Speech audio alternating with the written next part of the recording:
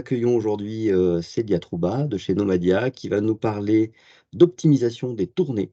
Donc nous sommes très contents d'avoir des spécialistes qui peuvent nous expliquer ce sujet, qui est un sujet assez vaste et qui touche un grand nombre d'acteurs, hein, puisque on va parler bien évidemment des industriels et des distributeurs qui peuvent être intéressés, mais aussi des hôpitaux, de la restauration, peut-être un plombier ou encore surtout les transporteurs dans la messagerie, dans le transport de petits colis qui est en pleine expansion. Donc nous avons demandé à Nomadia de nous préparer un webinaire, donc c'est surprise. On remercie Célia de son travail et nous allons passer environ 45 minutes ensemble sur ce sujet-là. On finira par une phase d'interaction et à tout moment, vous pouvez donc interrompre la présentatrice pour lui poser des questions. Elle est à votre service. C'est parti. Ok, À vous super, l'antenne, merci. Célia. Merci beaucoup Jean-Baptiste, merci à Alp Supply Chain pour cette proposition. Je voulais commencer quand même à vous raconter qui je suis. Donc moi, ça fait quelques années déjà que je travaille dans le secteur du logiciel. Je suis passée par Air France aussi, un peu côté transporteur, on peut dire, hein, mais dans un secteur bien spécifique, toujours sur des sujets IT. Et puis, je suis arrivée chez Nomadia il y a plus de 3 ans maintenant. Et Nomadia est un leader en fait des sujets de mobilité et notamment d'optimisation de tournée. Donc aujourd'hui, je vais pas vous parler forcément de tous nos produits et cetera, mais vraiment, plutôt de la partie, technique et qu'est-ce que c'est que l'optimisation de tournée en général et comment on la traite aujourd'hui en informatique.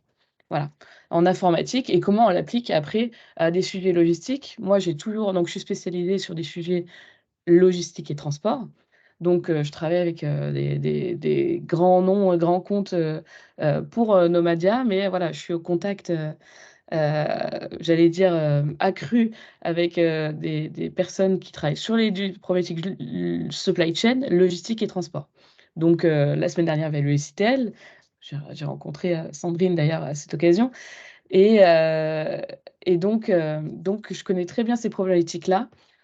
Comme je suis chez un éditeur de logiciels, Nomadia, je connais aussi très bien les problématiques et j'ai interrogé, hein, beaucoup les PhD qui travaillent, dans la R&D, innovation chez nous, qui nous expliquent comment aujourd'hui, ils travaillent sur les problématiques de solutions et de solvers. En fait, c'est des moteurs d'optimisation pour trouver des solutions concrètes à la logistique en optimisation de tournée.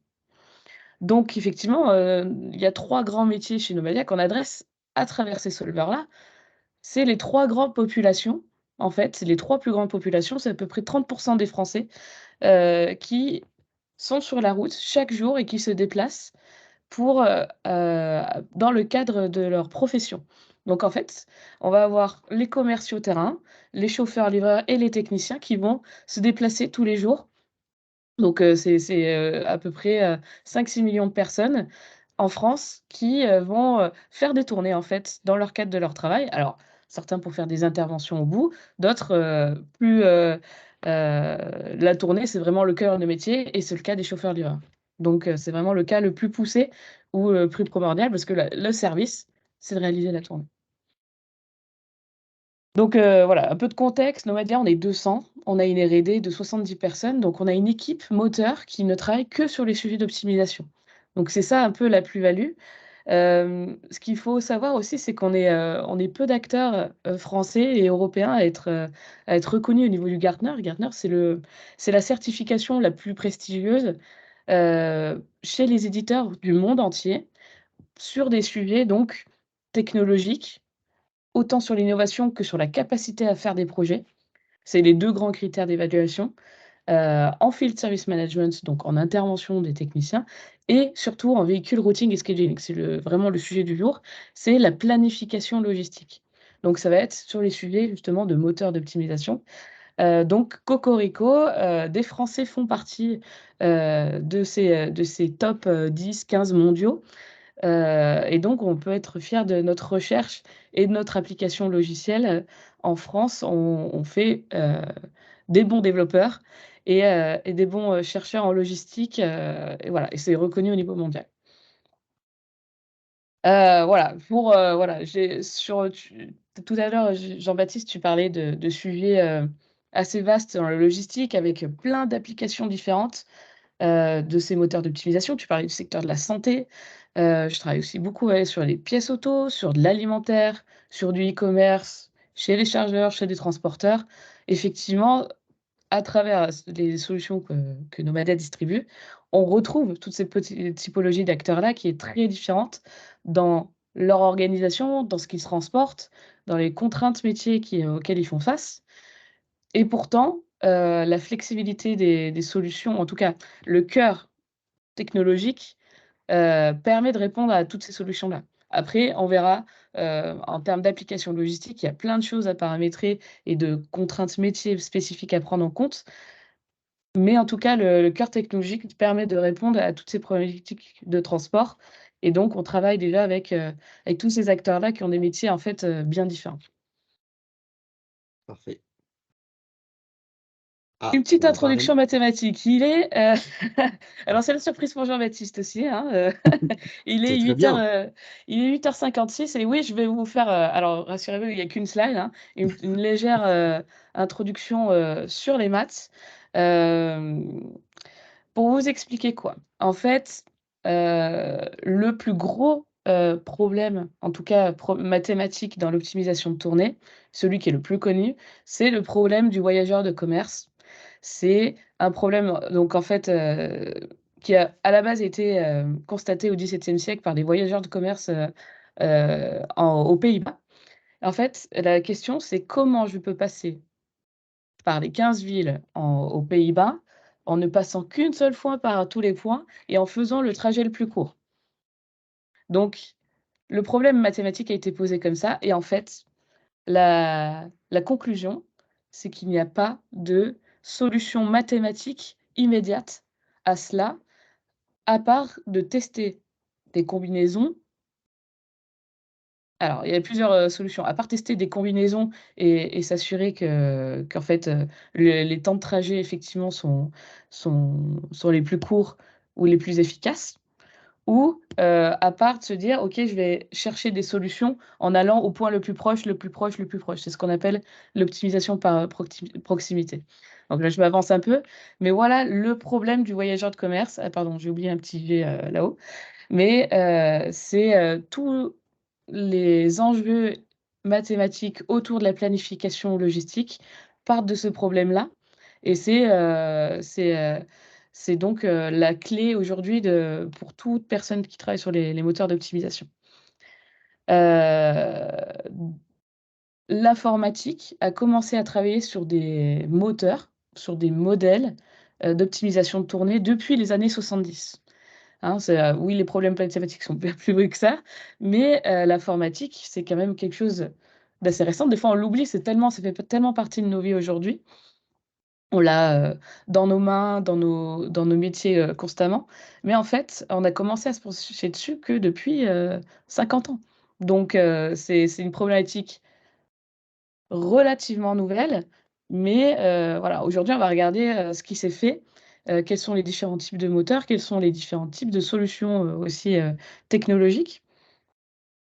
Une des premières res solutions et ce qui est assez, c'est assez rigolo, en fait, les chercheurs ont pris des théories, enfin, de l'observation du comportement des fourmis pour fabriquer des algorithmes de recherche par proximité. Donc, on a utilisé des, travaux de biologistes qui regardaient comment les fourmis allaient depuis la colonie vers les points de nourriture. Parce qu'en fait, ils sont aperçus que tout de suite, les fourmis se dirigeaient en prenant le chemin le plus court pour aller jusqu'à ces points-là. Et c'est exactement ce qu'on cherche à résoudre dans le cas du problème du voyageur de commerce. C'est comment aller, à un point de manière le plus efficace possible.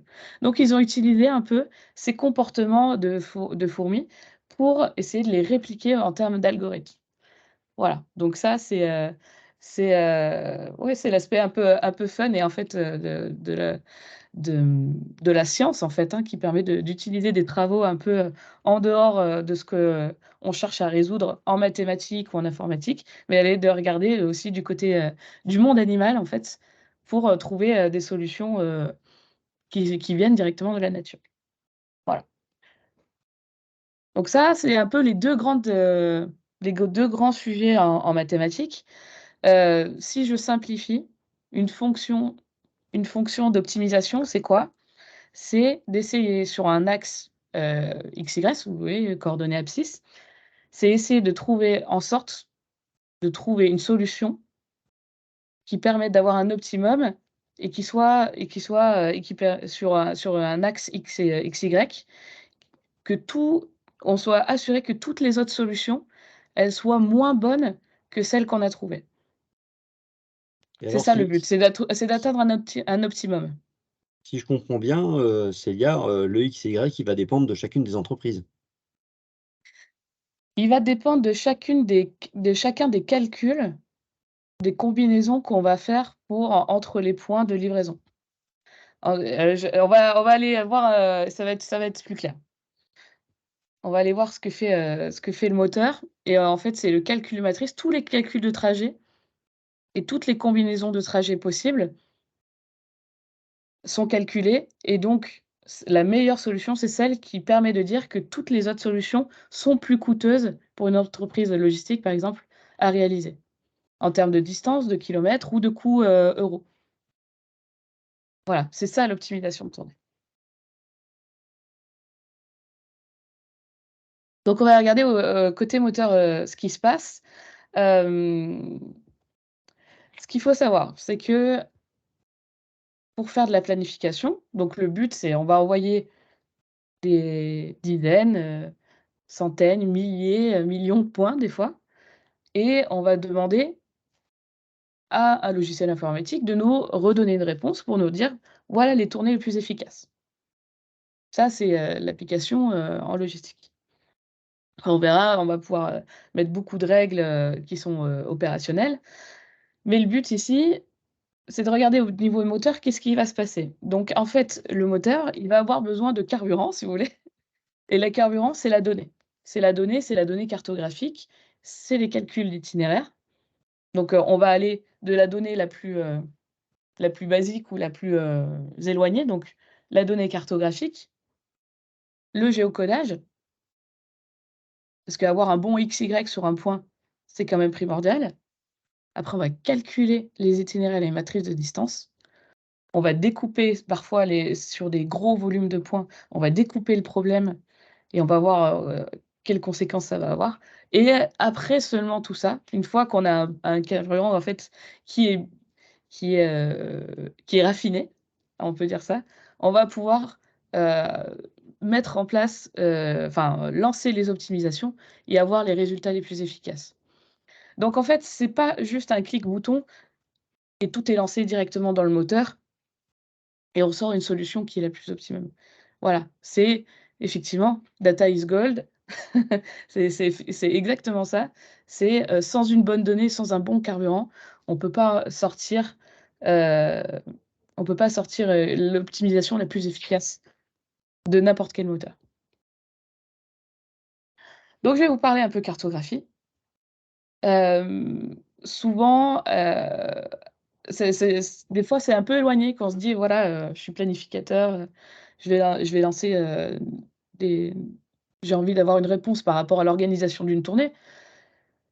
On parle quand même essentiellement de données cartographiques. À la base, on part d'un monde en 3D qui est une sphère. Donc comment on la représente aujourd'hui en 2D, que ça soit sur notre carte Michelin, sur notre téléphone ou sur notre, écran d'ordinateur. Donc rien que ça, on déforme complètement la vision de notre monde.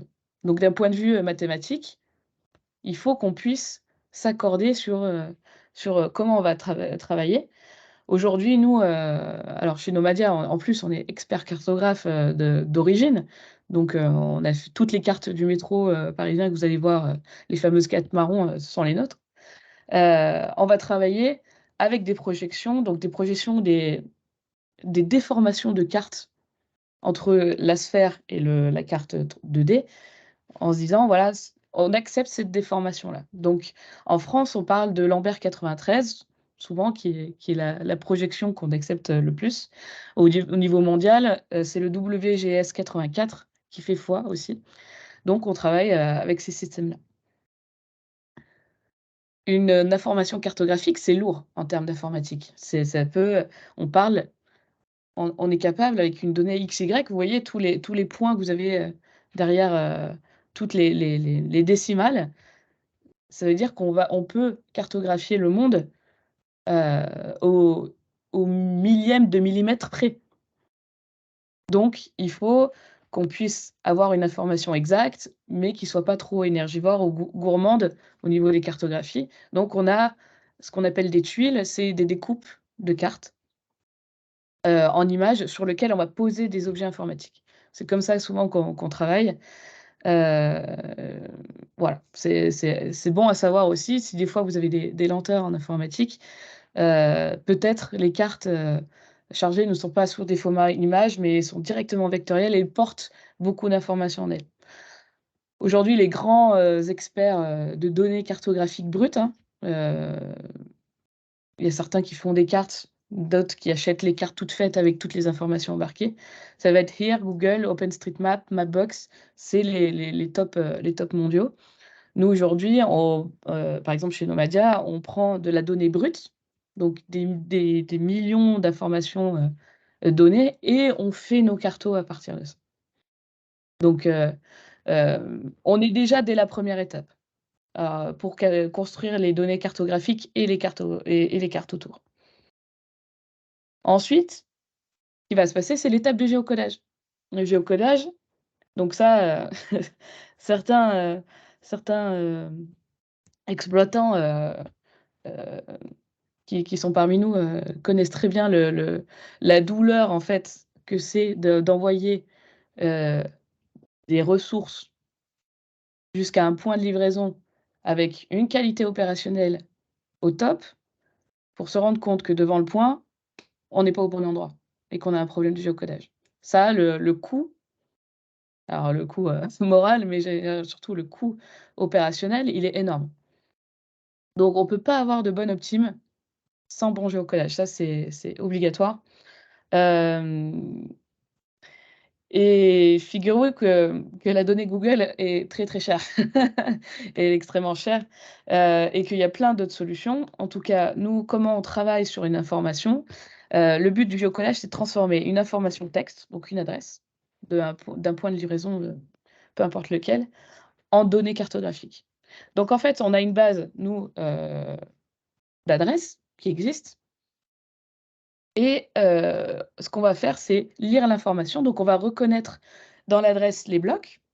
On a des algorithmes qui nous permettent de dire donc OK, ça le 4 c'est le numéro, rue c'est le type d'avenue, mono c'est le nom de l'avenue, le code postal et la ville. Donc on va reconnaître les différents blocs et on va découper les adresses comme ça et à partir de ça, on va déjà reconnaître le code postal et la ville, donc on va savoir qu'on est au bon endroit.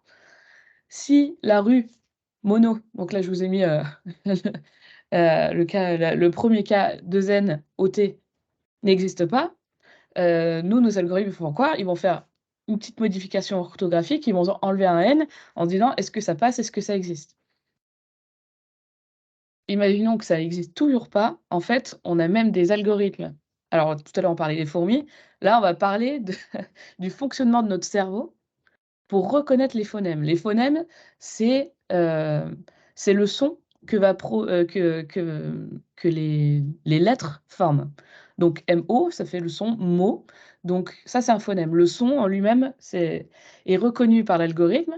En fait, on le traduit en phonème et on utilise, en fait, notre capacité à reconnaître des phonèmes dans les algorithmes pour découper le mot en 2 phonèmes. OK. Quand l'algorithme voit lit le mot mono, il est capable de le traduire en phonème, il fait: «OK, mono» et donc il va chercher dans les bases existantes tous les phonèmes qui font mono également et donc il va avoir toutes les orthographes qui vont sortir de la même manière. Donc c'est ça OK. aussi, l'intelligence du géocodage, ça va à ce point-là, quoi.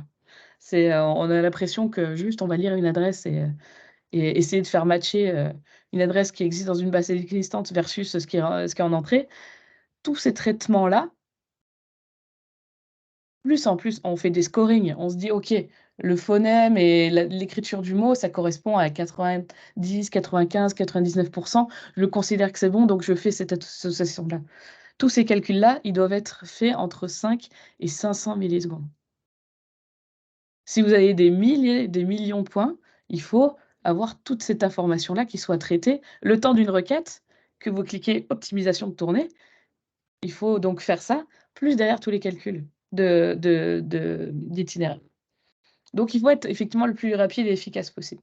Donc ça aussi, c'est un de nos grandes expertises. Une fois qu'on a reconnu, on associe au XY et tout va bien, on a fait nos cartographies avant, on a associé l'adresse au point. OK, c'est déjà pas mal pour le moteur. Pardon. Donc après, on va passer sur le calcul d'itinéraire. Le calcul d'itinéraire. Alors, on va effectivement, le calcul d'itinéraire, c'est trouver entre 2 points, d'abord entre 2 points, la distance, donc en kilomètres, et le temps de trajet. On est en train en plus, chez Nomadia, de rajouter l'information émissions de CO2 en dur dès cette étape-là. Donc c'est une grosse innovation et ça va avoir un impact, important, sur la construction de notre moteur, sur les nombres de données qu'on va gérer. Mais c'est un objet qu'aujourd'hui, nous, on considère essentiel de manipuler. J'en reparlerai de RSE plus tard, mais on est entreprise à mission et c'est vraiment, ce qu'on veut inclure déjà dès les calculs d'itinéraire. Donc la distance et les temps de trajet. Hem, c'est là l'étape la plus gourmande. C'est là où en fait, on va prendre les 10 000 points que vous avez injectés et on va calculer tous les trajets entre les points et les trajets entre ces points-là et les entrepôts.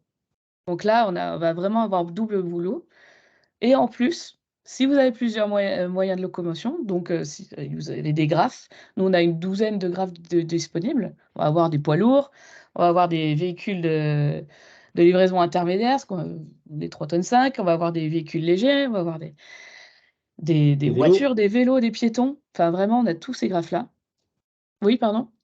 Des vélos alors, ça y est. Oui, les vélos, ouais, ouais, ouais, tout à fait, les vélos classiques, triporteurs, en fait, le graphe est le même pour les porteurs et les vélos classiques. Juste, on va rajouter une capacité de charge qui est différente.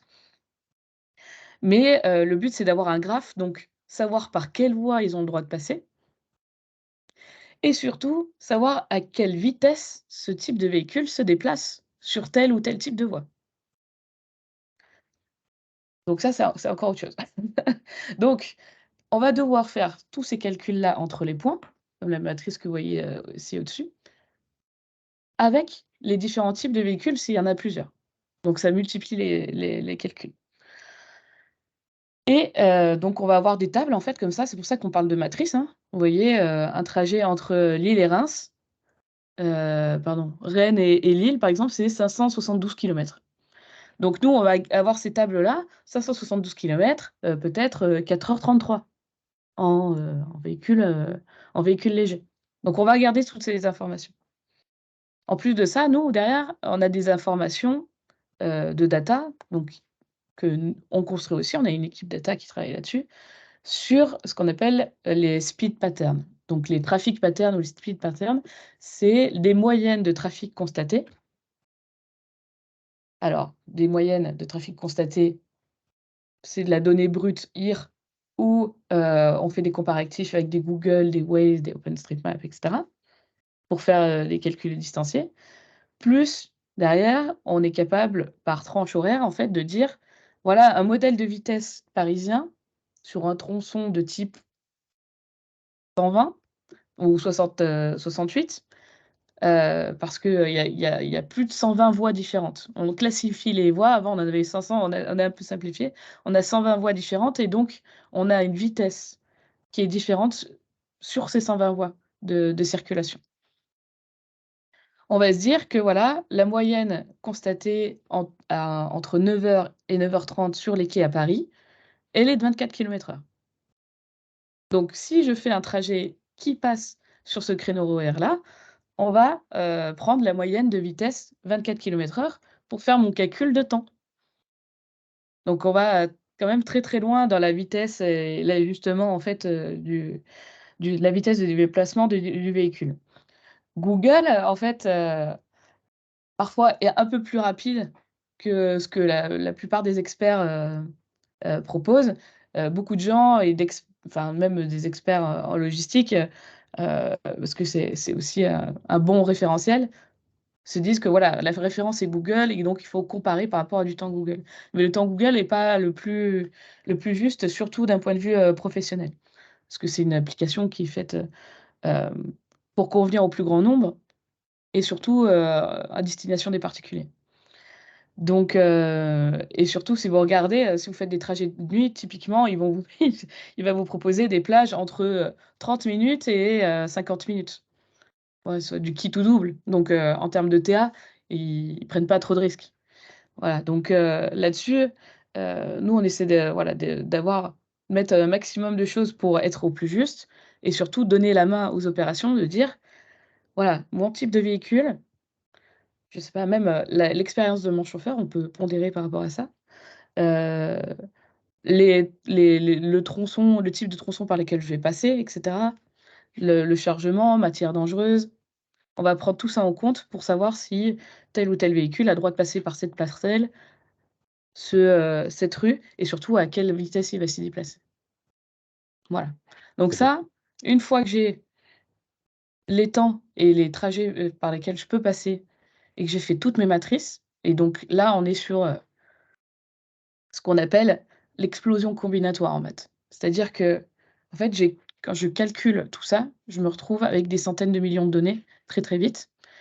Donc nous, il faut que la puissance pour les calculer et pour les stocker. Donc ce qu'on fait, c'est qu'on va trouver en fait des stratagèmes pour exclure une partie des calculs. Il y a certains calculs où je vais pas, par exemple, sur mes 10 000 points, calculer le trajet entre les points les plus éloignés. Ça n'a pas de sens. Généralement, je vais pas faire un trajet direct et traverser toute une zone pour aller livrer tout de suite le point, le plus éloigné. Donc en fait, on va faire des estimations, de ce qu'on va calculer et plutôt, heu, en excluant les points, les calculs de matrice, des points qui sont à plus de 10 kilomètres, par exemple, ou je me dis: «Je vais calculer toutes les matrices des points qui sont dans un rayon de 2 kilomètres et je pense que ça devrait suffire. Parmi ça, je vais trouver une solution qui sera efficace en termes d'optime». Voilà ce que alors là, on rentre dans les maths, hein.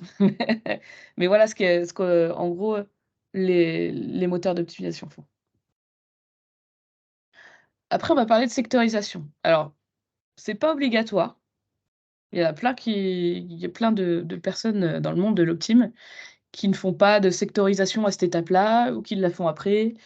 Heu, Là, on peut parler de pré-sectorisation, c'est-à-dire que quand vous avez un grand nombre de points, alors ça peut dépendre, des métiers, hein, un grand nombre de points, ça peut être 1000, hein, déjà. Ça dépend de la vaste, aussi de la zone, à couvrir. On va essayer de découper le problème, on va essayer de découper le problème pour limiter, déjà pour avoir des tournées qui soient opérationnellement, plus compactes et donc plus acceptables. Alors que parce que si je ouvre toute la zone, si la combinaison, elle me dit de traverser 3 zones, peut-être mathématiquement c'est juste et ça sera le plus efficace, mais peut-être qu'opérationnellement, c'est pas acceptable d'avoir tous mes chauffeurs qui ont des belles tournées.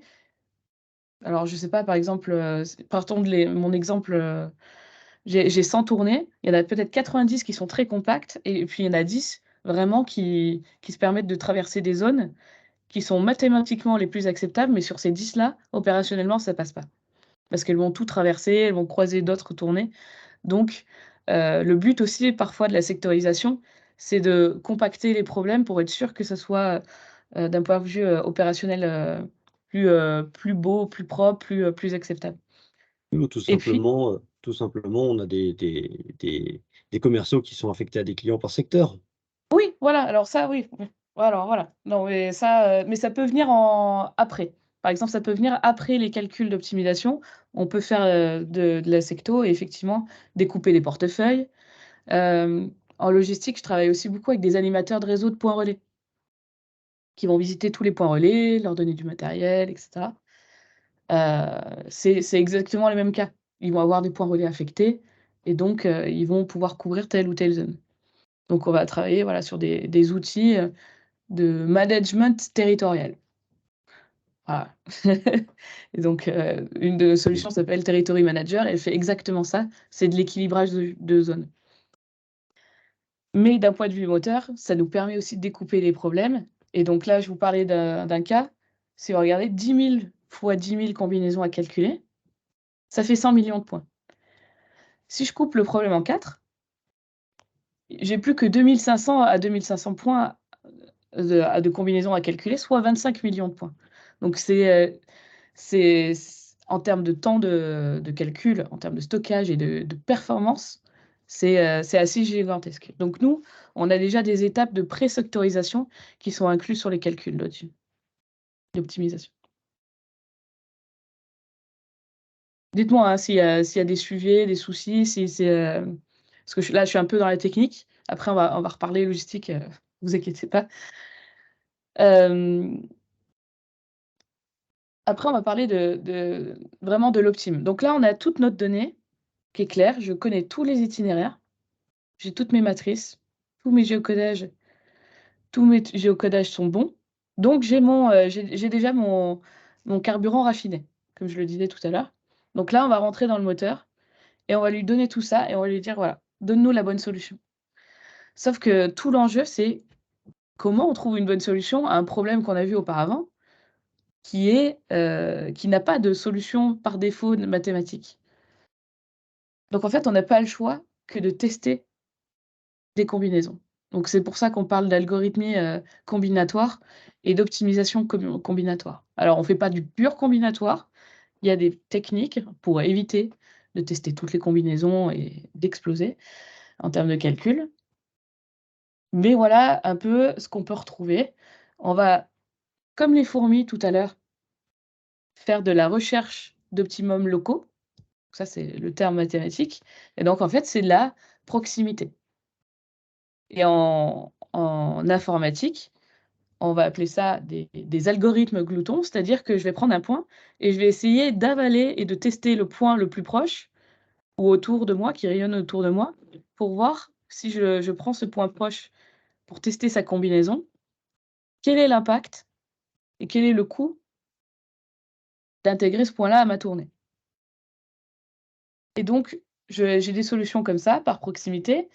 Le clustering, alors c'est assez efficace quand on est, sur des territoires semi-urbains ou semi-ruraux, ça dépend comment vous voyez le verre, plein ou vide.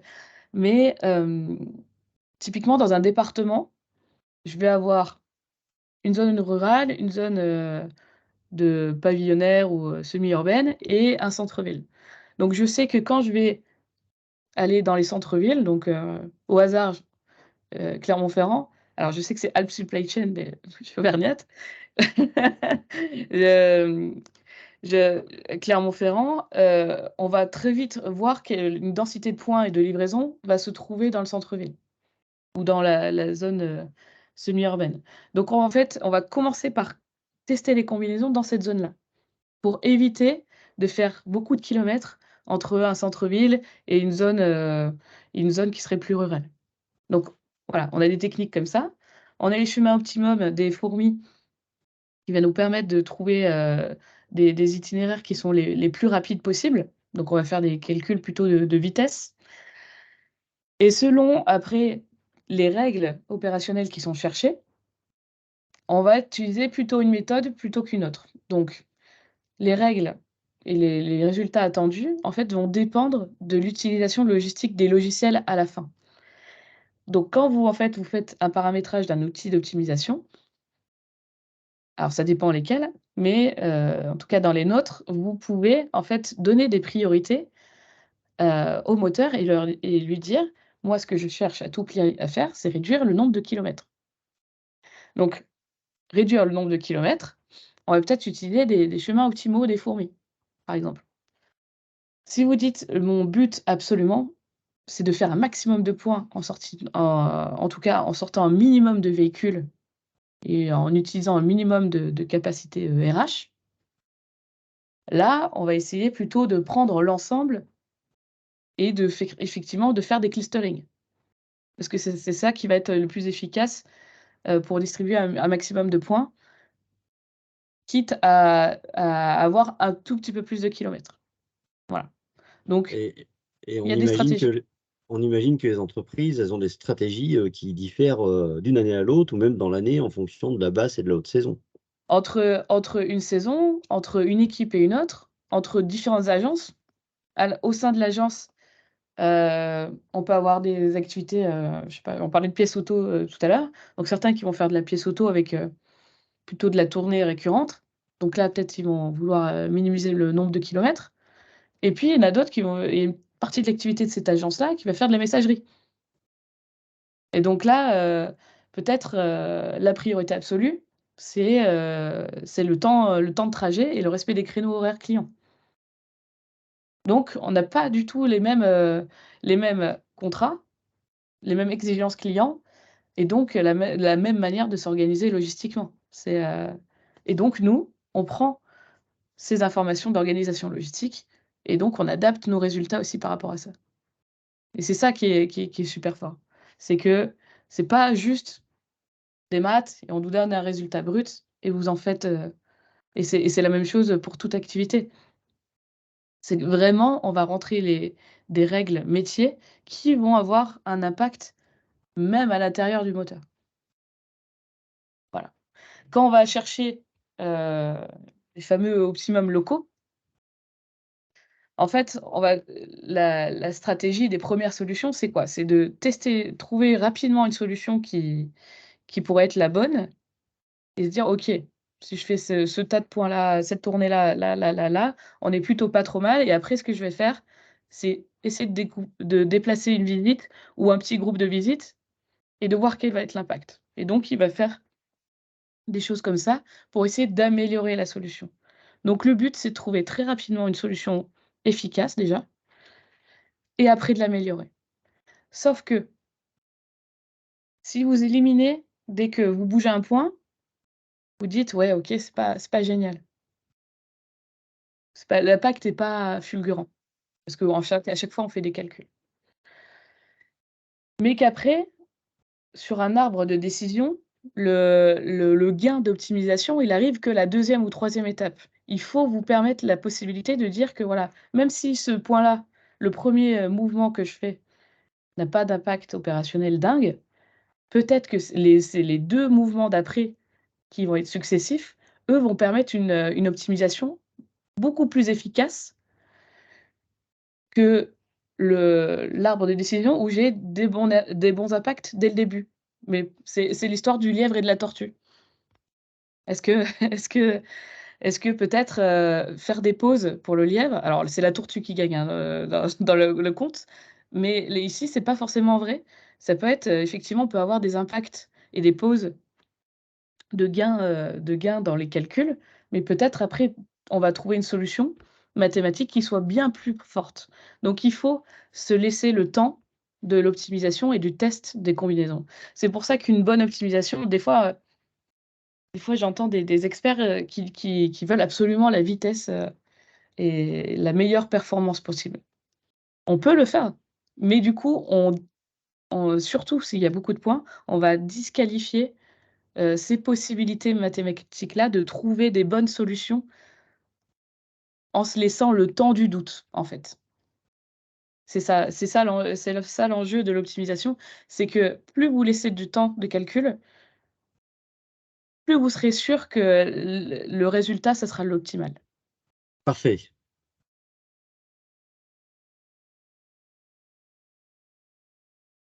Pour finir sur le moteur, hem, donc on a parlé de méthode heuristique, donc en fait, c'est de tester, c'est de découvrir, donc c'est ce que je vous expliquais, donc les déplacements de points. On va ici parler de moteur de coût. En fait, il y a plusieurs types de moteurs qui existent dans l'optimisation. Le moteur de coût en statique, donc c'est-à-dire que quand vous donnez un nombre de points qui est donné en fait et qui ne va pas évoluer, tout de suite. Vous voulez une réponse sur, une optimisation de 1000 points. OK. Nous, on va faire des coûts de combinaison et on va se dire: «Voilà, à chaque fois, celle-là, ça peut être des coûts euros, hein, donc on peut avoir, des calculs de coûts financiers déjà, sur le nombre de kilomètres, en plus parcourus, sur le temps de travail que ça va générer. Est-ce que ça génère des heures sup? Est-ce que ce sous-traitant-là est plus cher qu'un autre? Donc on va faire des calculs financiers et c'est pour comme ça qu'on va déterminer aussi et pousser le meilleur résultat. Vous avez un sous-traitant qui est au double du prix, par rapport à un autre, mais qui est basé plutôt sur cette zone-là géographique. Bah, voilà, ça va avoir un impact aussi sur la combinaison qu'on va choisir. Donc, nous, on est plutôt effectivement sur des moteurs de coût, initiaux et en fait, on a rajouté des fonctionnalités de moteurs de priorité. Donc là, directement, là, je parlais de CO2, je parlais de kilomètres, de temps. Donc vous vous souvenez, ces informations, cruciales qu'on calcule dès les calculs de matrice, on va pouvoir directement faire des calculs d'optimisation à partir de ces données-là. Non plus évaluer quels sont les coûts financiers et comparer les coûts financiers et choisir la solution qui a la meilleure solution financière, mais celle qui a le coût opérationnel, vraiment leur kilomètre, ETA ou CO2, le meilleur. Donc c'est comme ça que nous, on va construire, enfin en tout cas, on a ce moteur priorité avec une fonction de RSE qui va sortir, qu'on va et c'est comme ça que nous, on va dire qu'on va avoir le premier moteur vert, en France. Voilà. On parle aussi de moteur, temps réel. Donc là, à chaque fois, je vous ai parlé de batch, en fait, de points, fixes qu'on va envoyer. On est capable aussi de faire du temps réel. Donc le temps réel, c'est quoi? C'est en fait, on va inclure à chaque fois des points supplémentaires à livrer, tout au long d'une journée. Des urgences, des commandes qui tombent d'un e-commerce, des, heu, des, hem des imprévus ou juste, un business model qui permet d'être super flexible et de faire, de l'express, dans l'heure, qui vient.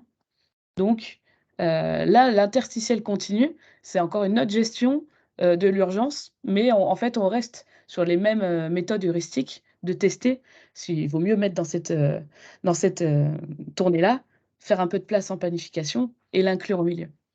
Et donc là, on est sur des calculs, ultra puissants et on n'est que 2-3 à le faire dans le monde. De pouvoir en fait faire vous voyez ce que c'est le jeu du taquin? Ces fameuses, tuiles là que vous devez pousser pour essayer de refaire un puzzle. C'est exactement ce que fait le moteur. C'est en fait, il va essayer de pousser dans la planification pour trouver l'endroit et l'interstice, en fait, c'est pour ça qu'on parle, d'interstitiel, l'endroit où le point va le mieux s'intégrer et va coûter le moins. Donc là, le calcul des ROI, il est assez dingue. Est-ce Parfait. que les taxes carbone liées aux émissions de CO2 vont être intégrées dans les moteurs d'optimisation? Alors, effectivement, alors comme ça, on est sur des fois des modèles de coûts, tout ce qui va être, pénalisant, donc que ça soit des coûts RH, des coûts carbone et donc des taxes carbone qui peuvent être, liées au coût carbone, effectivement, ça va être, intégré et ça va être des pénalisants, si vous voulez. C'est des pénalités qu'on rajoute. Comme le trafic entre 9 heures et 9h30, sur les quais de Paris, en fait, on va avoir des pénalisations. Donc en fait, ça va se rajouter sur tous ces calculs-là, Parfait. d'un point de vue, mathématique. Très bien. Voilà, après je vous avais mis, effectivement un peu les différents, sigles en fait, hein. C'est, donc, au niveau mondial, on va parler, de tous ces sigles-là qui sont en fait les problèmes, informatiques qu'on va réussir à résoudre. Nos moteurs, ils vont aussi bien faire de l'ordonnancement que de la gestion de capacité. Je vais vous parler aussi de contraintes RH. Donc, RP, c'est effectivement, c'est les contraintes métiers qui sont riches. Donc on va prendre en compte, nous, plus de 250 règles métiers, dans nos moteurs. Donc la taxe carbone, en fait partie. Pick-up and delivery, donc c'est gérer et la collecte et les points de livraison. Donc on va pouvoir associer, vous voyez certains points de chargement et de déchargement et donc calculer si la capacité du véhicule est bien respectée tout le long du trajet. Donc ça, Oui. ça commence à être, en termes de calcul, parfois, assez riche et l'IRP, donc ça, c'est, pour le coup, c'est un sujet que nous, on traite pas. C'est plutôt, la gestion de l'encombrement dans le camion, dans la calcul de planification. Donc il y en a certains éditeurs vont travailler sur des modélisations 3D pour ranger, heu, les différentes livraisons et associer ça à une optimisation de planification de la tournée. Donc si mon premier point, le premier point de la tournée doit être rangé à l'avant du camion pour y accéder facilement. Voilà, typiquement, ce genre de choses, mais ça va très, très loin en prenant en compte ce qui est gerbable, pas gerbable, donc là, on est vraiment sur des modèles, poussés, avec, gestion d'encombrement des camions, donc il y a des WMS qui font ça, il y a des gens, spécialisés en supply chain qui font ça aussi. Voilà. Application fonctionnelle. Alors là, il nous reste combien de temps, Jean-Baptiste? Une dizaine de minutes? Une bonne dizaine? Oui, je pense que dans 10 minutes, c'est bon, on peut attaquer la phase d'interaction. OK. Je vous parlais de sectorisation et Jean-Baptiste, tu t'en parlais aussi pour une application de commerciaux.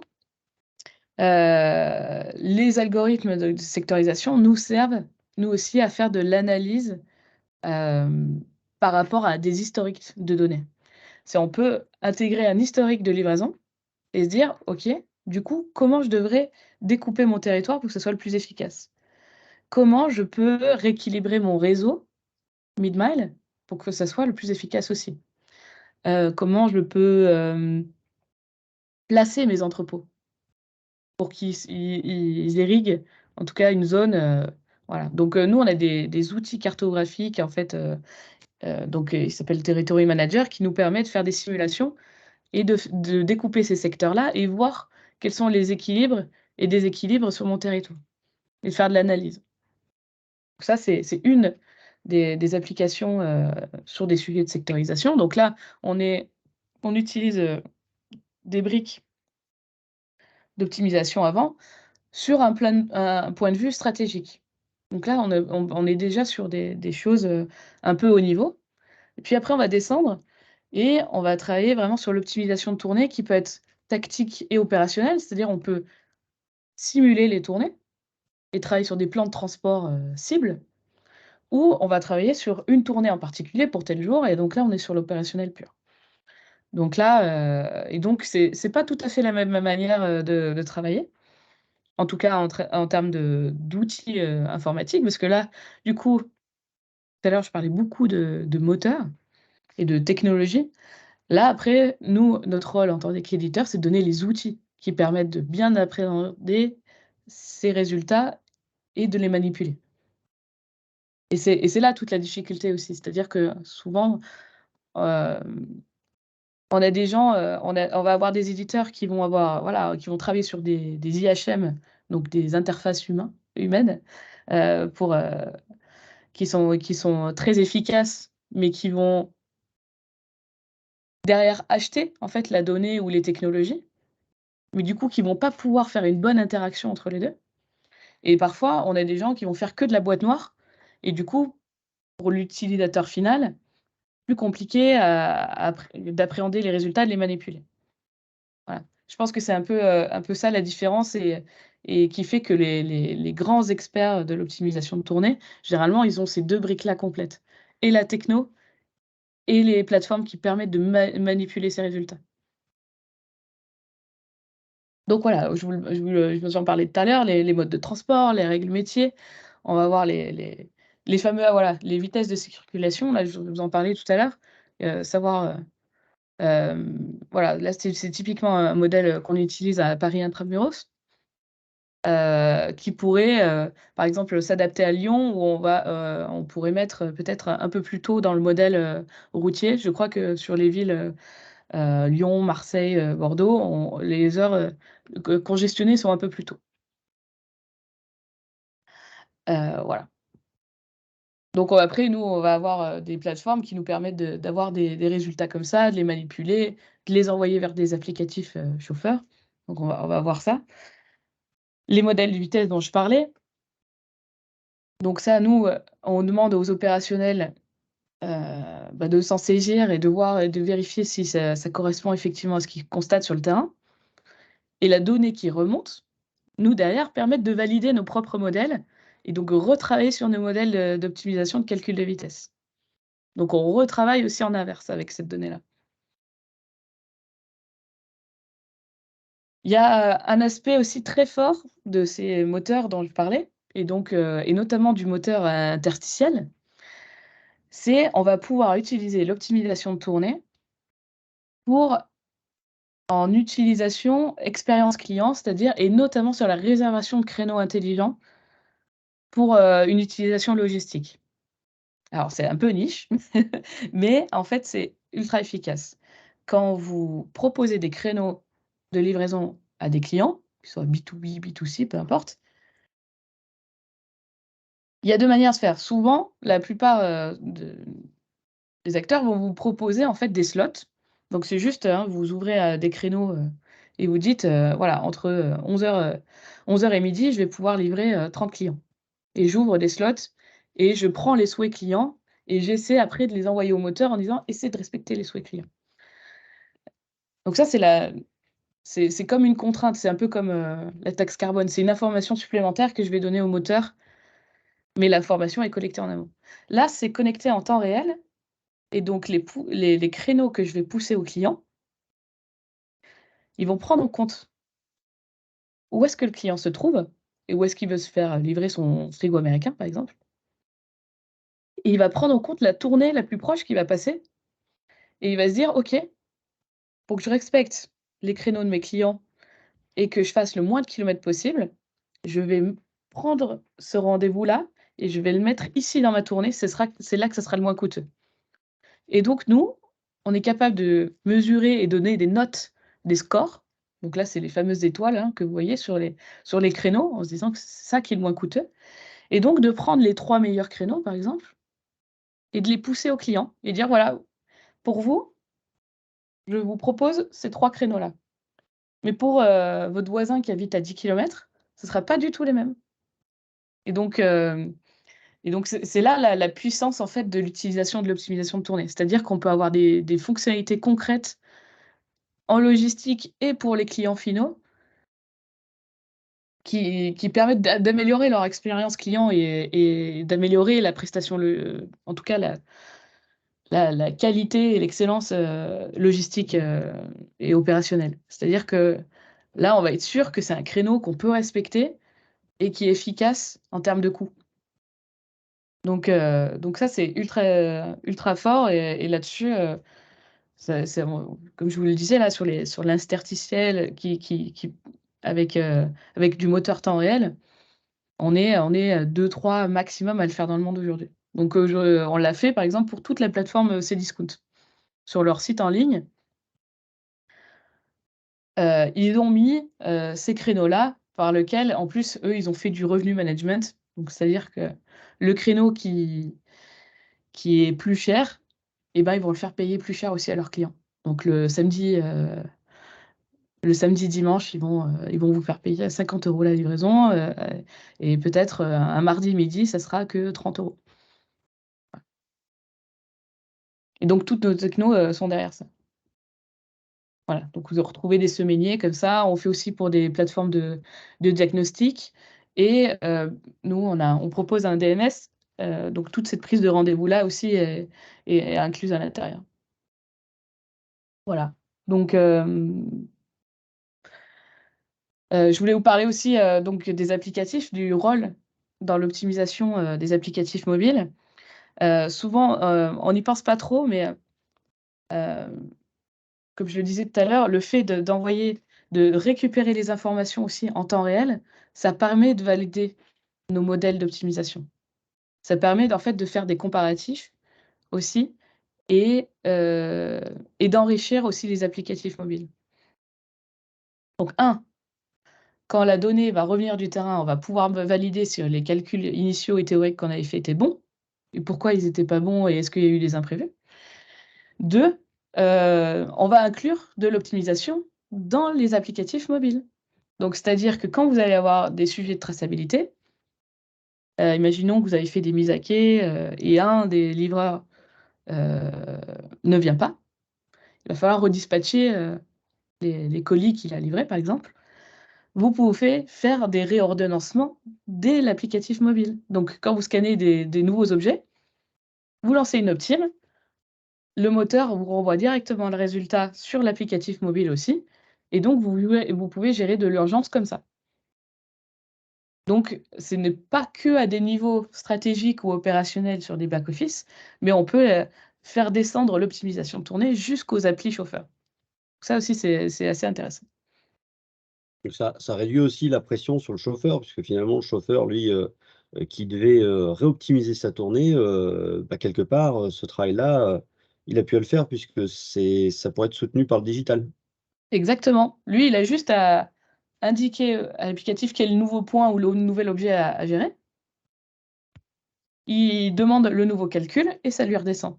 C'est pas à lui de se débrouiller, savoir, et prendre la décision, de qu'est-ce qu'il sacrifie ou pas, ou comment il se débrouille, en cas d'urgence. Parfait. Voilà. Alors on est arrivé à un quart d'heure avant la fin. Ouais, Normalement, on est à peu près à la phase d'interaction. ouais, Heu, Est-ce ouais, je qu'on a suis arrivée. encore des choses à voir? Est-ce que vous avez des questions? Sinon après je peux vous parler, plus de RSE. Alors bah, les invités, les participants, allez-y, heu, ouvrez vos micros et posez vos questions puisque vous avez vu, comment on faisait, pour optimiser une tournée. Il y a de la complexité, donc on imagine que ceux qui le font à la main, ça doit être difficile pour eux, mais Ouais. ça doit encore exister.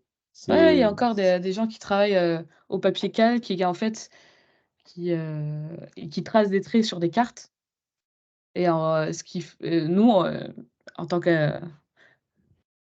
qu'experts IT, on fait que répéter, ou imiter, certaines de leurs techniques, heu, mais en pouvant faire de la masse, bien plus rapidement.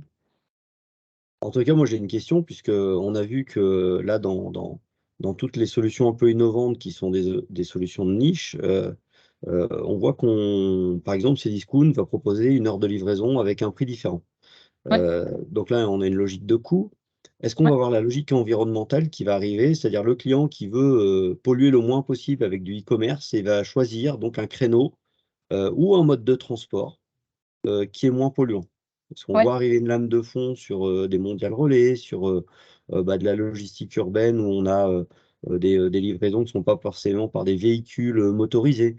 Et est-ce que c'est dans les tuyaux? Est-ce que, ouais, sans ouais, est-ce qu'on a interrogé les clients là-dessus? D'ailleurs, est-ce que ça intéresse vraiment monsieur et madame tout le monde?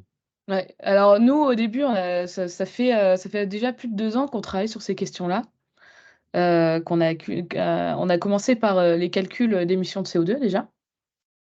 Et après, on a effectivement cartographié les ZFE et incluses dans nos cartos, et donc comme des zones de transit interdits sur tel ou tel type de véhicule. Donc ça aussi, ça rentre dans l'optimisme, dans les moteurs.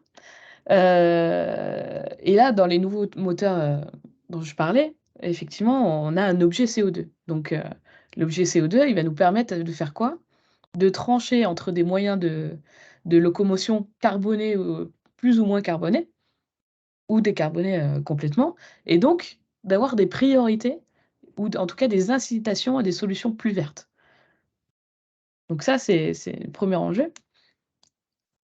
Je vous le disais, les ZFE, je vous le disais, les calculs d'émissions, heu, on va avoir du coup le théorique et aussi le réalisé. Si on utilise du coup nos applicatifs, on remonte le chemin qui a été, vraiment utilisé, et donc on aura le CO2 vraiment, au plus juste, et on a intégré aussi des solutions de bilan carbone. Donc on va travailler, par exemple, on a un gros partenariat avec Samy, qui est un acteur, montant, qui permet de faire des bilans carbone, qui sont certifiés, notamment la logistique. Et donc nous, on va alimenter directement ces documents, légaux avec les résultats, théoriques ou réalisés qu'on a déduits. Et une des solutions, hein, et des recommandations, dans la logistique, hein, on parle beaucoup de par exemple de packaging, et de transport de vide, dans les cartons, des choses comme ça. L'optimisation de tournée, c'est des coûts environnementaux qu'on est capable de mesurer. Là, quand on parle, là, je l'ai on parle de moins à 30 de coûts opérationnels. On parle aussi surtout de entre -15 et -25 de kilomètres parcourus. Et donc nous, on est capable de dire que c'est des kilomètres, c'est du CO2. En fait, on a des dans la plateforme, on a des calculateurs d'émissions de CO2 qui sont intégrés, hein, pour faire de la simulation, heu et donc de coûts carburant aussi, ah, qui sont associés. Donc c'est pas, ce qu'on essaie de faire, passer comme message aussi, c'est que, les solutions, vertes sont des solutions aussi économiques, sont des solutions sont des solutions, aussi, que les particuliers cherchent à avoir. Sur les créneaux horaires dont je parlais tout à l'heure, on a des éco-créneaux. C'est des créneaux écologiques donc ça nous permet de valoriser, en fait, que ces créneaux-là ont des impacts, CO2 moins grands et c'est ce que recherchent aussi certains consommateurs. Alors à coût égal, hein, on est d'accord? Parce qu'après on peut avoir des effets, des incitatifs si ces créneaux sont plus chers. Mais aujourd'hui la législation d'ailleurs prend ce sens-là. Il va falloir apprendre à valoriser aussi, la les efforts opérationnels auprès des clients finaux, parce qu'il y en a de plus en plus qui font ces efforts-là, mais qui ont du mal à mesurer l'impact et à le valoriser jusqu'au client final. Donc nous, c'est ce qu'on fait. Très bien, merci Célia. Est-ce qu'il y a d'autres personnes qui ont des questions? Vous pouvez répondre dans le fil de conversation. Moi, j'ai une autre question puisqu'on a parlé pas mal d'opérationnel en fait, hein, si on parle d'optimiser une tournée quelque part, ça se fait au quotidien, et on a commencé à entendre, parler de planification tactique, stratégique et on sait que, bah, c'est pas des profils opérationnels qui vont le faire, hein, puisque c'est des gens qui vont peut-être avoir d'autres, compétences. Mmh. Est-ce que, du coup, l'optimisation de tournée, on peut l'avoir d'un point de vue stratégique et donc faire appel à un cabinet conseil qui peut utiliser, bah, ce type de solution? Parce que là, on se dit: «C'est la solution de tous les jours». Par contre, moi, par exemple, je suis consultant, quand je vais voir, des entreprises, je fais un schéma directeur. Est-ce que Nomadia, il peut supporter, justement ce moteur de calcul, qui permet de faire des schémas directeurs? Et alors la dernière question en plus, c'est ce qui va me permettre de trouver le schéma directeur de mes rêves qui pollue moins. Alors, la solution, idéale tout de suite, toute faite, elle n'existe pas. Parce que en fait, souvent quand on est, sinon on n'aurait plus de cabinet, hein, supply chain. Donc non, là je vous parle de maths, je vous parle de règles, je vous parle, de complexité, hein, de l'optimisation. Par contre, ce qu'on va faire, c'est avoir des outils qui permettent de modéliser au mieux et d'en fait, tout l'enjeu, ça va être de modéliser au mieux et de comprendre ce qu'on recherche à faire dans cette organisation logistique-là et quelles sont toutes les règles. Et une fois donc on nous donne des outils effectivement à des experts, cabinets de conseil, parfois, spécialisés, surtout dans la supply chain ou la logistique. Il y a beaucoup de logisticiens qui utilisent, nos outils, qui ont pas du tout de chauffeur en propre, et cetera, mais qui vont le faire, pour le compte, d'autres, clients. Ça fait partie de leur prestation de service et ça leur est demandé de plus en plus. C'est-à-dire, on leur demande pas juste: «OK, je suis, chargeur, heu, cher, acteur de la logistique, trouve-moi une solution pour distribuer», mais aussi: «Donne-moi de la data, donne-moi, les informations pour, comprendre mieux aussi mon activité logistique».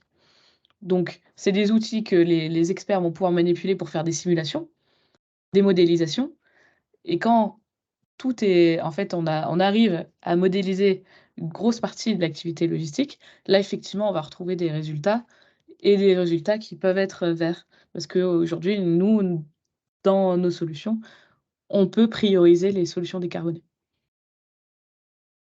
Parfait, parfait. Merci Célia pour cette réponse. On propose une dernière fois à nos invités, éventuellement de poser, une question. Si vous avez des commentaires comme Sandrine, n'hésitez pas. Est-ce que ça vous a plu? Est-ce que ça vous a intéressé? Est-ce que vous avez appris des choses? C'est tout l'enjeu de ces webinaires, c'est vraiment d'apprendre, heu, de l'expertise, de l'apprendre. Donc merci à Célia de nous l'avoir partagé, hein, parce Avec plaisir. qu'on on on sait que c'est un exercice qui est toujours, difficile puisque là, on n'a pas vu d'écran de Nomadia, très peu. On a surtout vu ce qu'il y avait derrière et on comprend, certainement mieux, comment on fait pour optimiser une tournée et on imagine que ça doit être très difficile dans l'optimisation 2.0 des tournées, de d'y Ah, je ne t'entends plus, Jean-Baptiste. Est-ce que c'est normal? non, ce n'est pas Ah, normal. c'est bon, ça y est, c'est revenu, c'est revenu. Tout le monde m'entend bien. Donc après le Heu, 2.0, oui, tu disais? ah bah, le 2.0, c'est, je ne suis pas équipé informatiquement et je le fais, manuellement, et donc on imagine que ça doit être très compliqué pour eux. Donc on a compris un peu plus, pourquoi ça peut être compliqué puisque, bah, tout ce que vous avez, hem, Détaillé? mis en place grâce à la R&D, c'est quand même assez complexe. Hein, Ouais, c'est c'est complexe, mais le travail par contre des développeurs côté, interface, c'est l'inverse. C'est d'essayer de vulgariser au maximum pour que ça soit digeste et que ça soit pas une usine à gaz. Aujourd'hui, c'est les solutions là d'optimisation de tournée dont on sur lesquelles on travaille chez Nomadia, j'ai 2 jours de formation, c'est tout. très bien. Tu arrives, tu as un format d'Excel avec, tout ce que tu dois, livrer, par exemple. Tu déposes l'Excel, moi j'analyse, je géocode, je fais une proposition d'optimisation, tu exportes vers ton applicatif mobile et ça, j'ai 2 jours de formation, c'est tout. Et Parfait. c'est Alors ça la vraie intelligence, c'est de pouvoir, en même temps travailler sur des problématiques R&D et innovation, très fortes. Et en plus, il y a beaucoup de changements. Là, on voit la législation évolue, les attentes, clients évoluent, du coup les métiers du transport et de la logistique évoluent. Donc il faut, aller vite et en même temps, il faut rester sur, des choses qui soient manipulables et digestes et efficaces, pour les opérationnels. Donc c'est je pense que c'est là vraiment l'intelligence, des éditeurs de logiciels. bravo, bravo, on aura l'occasion d'en reparler. Merci Célia, merci à tous les participants. On est arrivé, au terme de ce beau webinaire, qu'on retrouvera sur, notre plateforme, YouTube, avec la chaîne, Alpe Supply Chain. Le prochain webinaire sera sur le DDMRP, qui est aussi, passionnant et qui sera, animé par, Bevolta, qui est un autre de nos partenaires, hein. J'ai oublié de dire que Nomadia était le partenaire de Alpe Supply Chain, donc merci d'avoir participé, hein, à avoir mis les mains dans le cambouis pour, proposer à nos, adhérents de bénéficier de cette expertise. Merci Célia, Merci à tous pour vos commentaires. Retrouvez-nous sur LinkedIn. merci également pour nous. À bientôt, bonne À journée. bientôt. Bonne journée à tous. Merci. Merci.